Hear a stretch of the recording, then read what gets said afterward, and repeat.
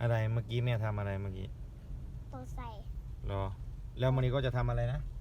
จะเอาแม่ใหม่ รอจะเอาที่ไหน จะไปซื้อที่ไหน สั่งเอา สั่งเอาที่ไหน สั่งเอาลายเชฟปี้ รอ แล้วก็ทำยังไงบ้างไหนบอกหน่อย ของลายเฟซบุ๊กเชฟปี้ นั่นแหละทำยังไงบ้างไหนขั้นตอนการทำยังไงบ้าง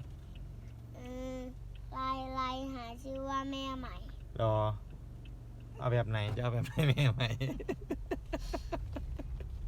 เป็นรูปแบบอันเดิมอย่างนี้อะ ฮะ เป็นแบบอันใหม่แบบรูปอันเดิมอย่างนี้ รอ ใช่ เอาแบบไหนจะเอาแม่ใหม่แบบไหนบ้างวันเดียวจะพิมพ์หาแบบไหนบ้าง แม่แบบนี้เนี่ยแบบนี้แบบอันเดิมแบบให้ดีแบบไม่ให้ตัวใส่ เอาดีกว่าแม่ที่ตดใส่ใช่ไหม ไม่ใช่ เอาแบบไหน แบบดีเพื่อไม่ให้แม่ตัวใส่ รอโอ้เอาแบบที่แม่ไม่ตดใส่